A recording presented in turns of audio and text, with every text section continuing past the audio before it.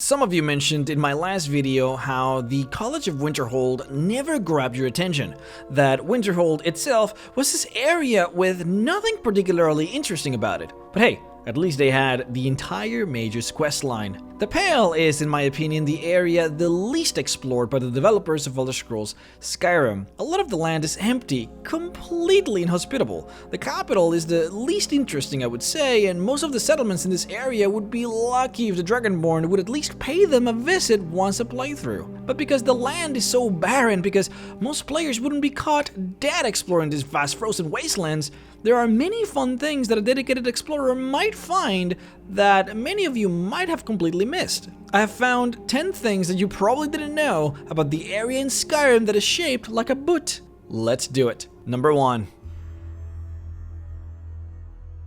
During the years between Elder Scrolls Oblivion and Elder Scrolls Skyrim, many things happened. It has been a total of 200 years in between the stories of both games. You discover during the main quest that during that time, specifically about 30 to 40 years ago, the Blades were massacred and many of them hunted down to near extinction. In fact, the main quest is all about finding some of these very few members of the Blades that are left. You might not know that in the Pale, specifically in the Nightgate Inn, you can actually find a member in complete hiding.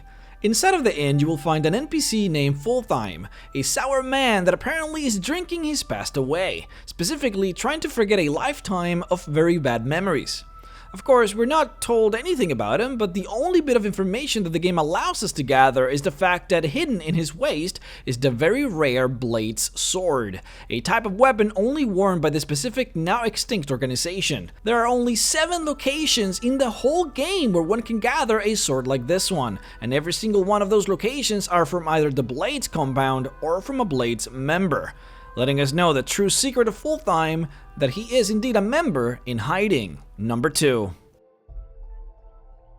Sula Trebatius is the leader of an expedition set on attempting to uncover the secrets of Blackreach, or more specifically, he wants to be the very first person to rediscover it. Previously a member of the Legion, he has seemed to have left them mostly in fear that his discovery would be taken over by those of higher ranks. He wanted to make sure that his name lived on in history books as the one person who actually found Blackreach.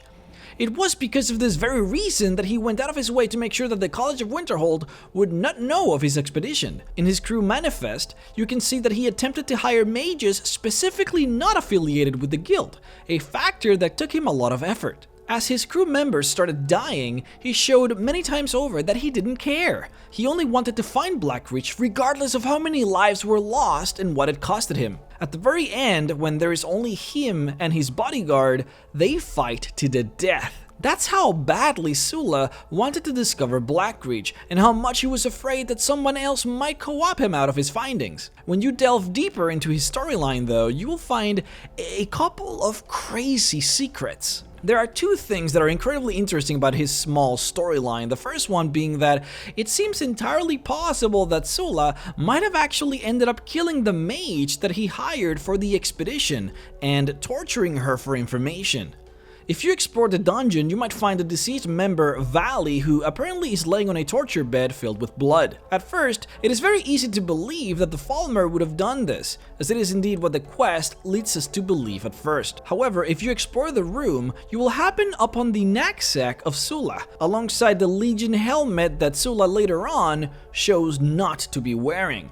Very odd indeed, because during the journals that you discovered during this dungeon, no one actually seems to know where Valley is. They just say that she is missing and she's never found. If the party would have found her, then it would have made sense to have found some of the party's belongings alongside the deceased mage, but clearly nobody knew. Apparently only Sula would choose not to disclose this information. In fact, in one of the journals, when pressed on about finding Valley, Sula says to simply keep moving, that there are more important things to worry about. Clearly, he was trying to hide the fact that he probably killed her. The torture was most likely to find out whether or not the College of Winterhold had any knowledge at all about this expedition, as Sula clearly didn't trust the mage and probably thought that she was working for the guild in secret. Now, the real fun secret about this whole mini storyline is that there actually was a hidden member of this crew working in secret for the College of Winterhold. When you look upon every single member of the crew and look at their affiliations in the game's script, you'll find that one of the Khajiit laborers, the one named Yuzar, is actually from the College of Winterhold faction, a parameter only given to NPCs who form part of the college. In fact, if you are a member of the college and you use cheats in order to revive this character, because he was found dead, and then you kill him again, you will actually get the quest to redeem yourself for the guild in order for them to let you back in. Basically, a quest for you to gain the good graces of the guild back if you end up killing members of the guild, cementing this secret as one of the most interesting and hidden secrets of any mini storyline in the game. And Sula never even knew. Number 3.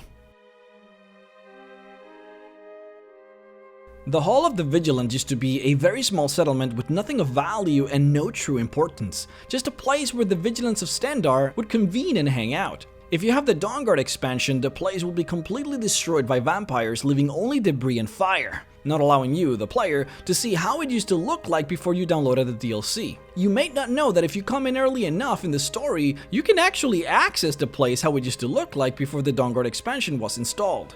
You basically have to come in here before level 10 or so, before the Dawnguard quest can start proper. If you do, you can get one last glimpse at this beautiful estate before it gets completely obliterated. The difference between the two buildings, the one pre-destruction and the one post-destruction, are also interesting. It had seemed that the developers completely changed the building, thinking that the players would not notice, but oh yes, we noticed. The layout of the rooms are different, and the post-destroyed building had the entirety of the basement removed. Many believe that the reason why the leader of the compound, Keeper Kerset, is never found amongst the bodies of the deceased is because she is probably trapped down in that basement, a location no longer accessible by the Dragonborn since the fiery debris filled the entrance, possibly solving the long-running mystery of the missing body of the Keeper. Number 4. Alain Dufont is one of the early targets for the assassination quests given to you by the Dark Brotherhood. Nothing particularly exciting about him, but for whatever reason, one of his brigands drops an interesting key that many players have wondered since ages past. What does it actually do? The key is called, and I'm sorry about this, Irkinguthan's Consortium Key. Now, there is absolutely no explanation as to why this random brigand would have a key into a completely different dwarven dungeon. Keep in mind that you fight Alain Dufont in Ralbadar, not in Irkendaram. Things get even weirder when you realize that there's actually no door to this place that has that name, and no lock that this key opens, making this key completely useless and just very, very odd.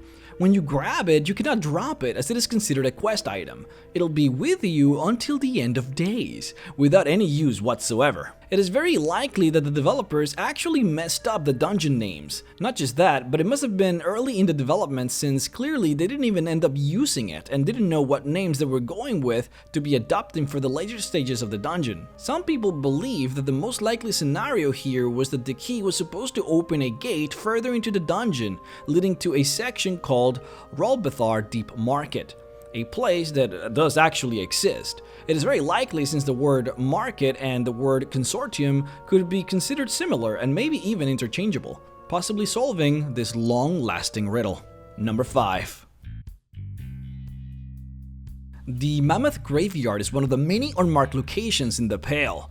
Those are locations that are not shown on the map and that you would have to find by yourself simply by the merit of exploring. The graveyard is interesting because in here you can actually get to find the only 2 poachers in the entire game, NPCs that will attack you if you get too close.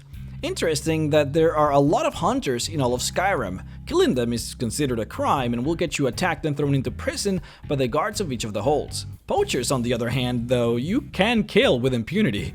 Nobody in the whole realm seems to care whatever happens to them, even if they get slashed by a random dragonborn or killed by a passing polar bear. Similar to in real life, it seems, huh? Number 6.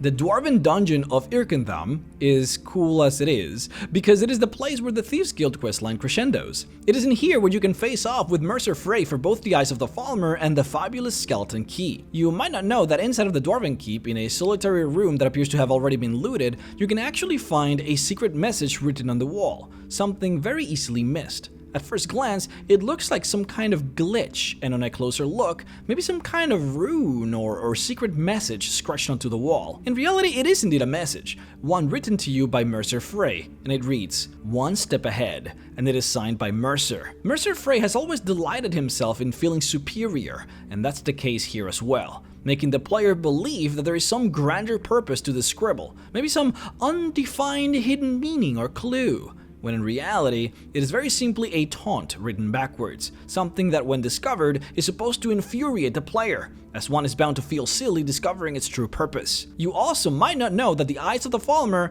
glow when submerged beneath the water, possibly made this way by the snow elves in case the entire cavern filled with water from the tubes. Number 7.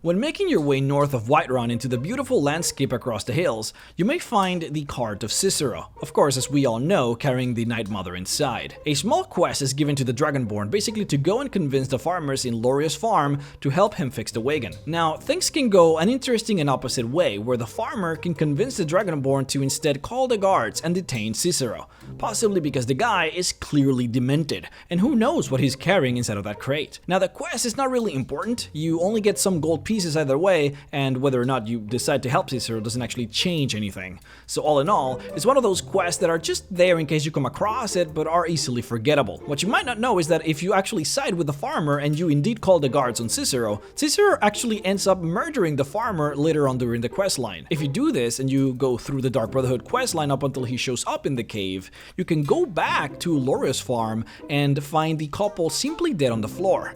No real sign of struggle, no notes, no nothing.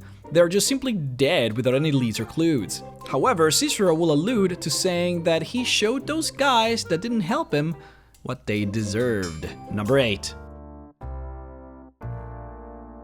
The Pale Lady is one of my favorite quests in the game. It's ominous, it's dark, has a lot of backstory that is not initially simply given to the player. It leaves a lot to the imagination, and it can be completed in a way that avoids combat, and one that lets you defeat this very powerful Wisp Mother. It's one of the only quests that actually gives the player the option of choosing the pacifist way. To start the quest, you head on over to Frostmere Crypt, and you notice that a woman is being attacked by a group of bandits. Upon helping her, she tells you that her friend stole a magical sword from a bandit leader, and that now she's on the run because they all wanna kill her. Her friend, Rajir, stole the magical sword in order to return it to the pedestal so that the Pale Lady could rest instead of killing them all.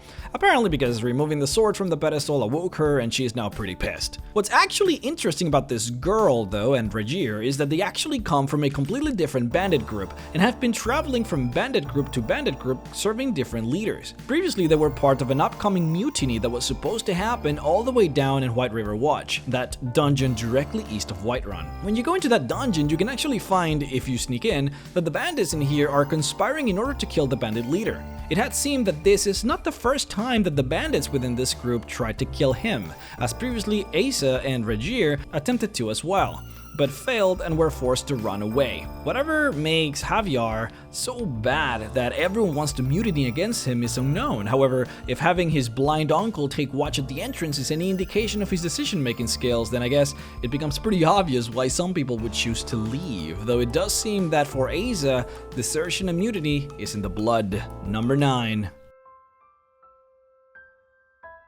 In the Pale, you can find the ancient Nordic tomb Korvanjun.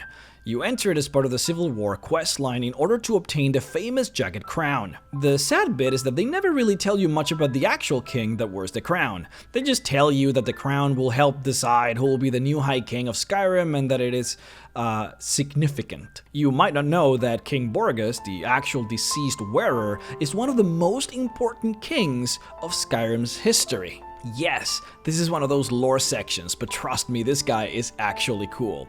King Borgas was the very last of the Ysgramor dynasty. You can even say the last true king of Skyrim. Remember that Ysgramor was basically the guy that founded Skyrim, and Borgas was the last of his lineage. He was the king that got rid of the ancient Nordic pantheon, the one reason why these guys do not venerate Alduin anymore, or directly venerate gods like Shor or Tsun. He's also the reason you probably have never heard of the god Stune, the god of ransom.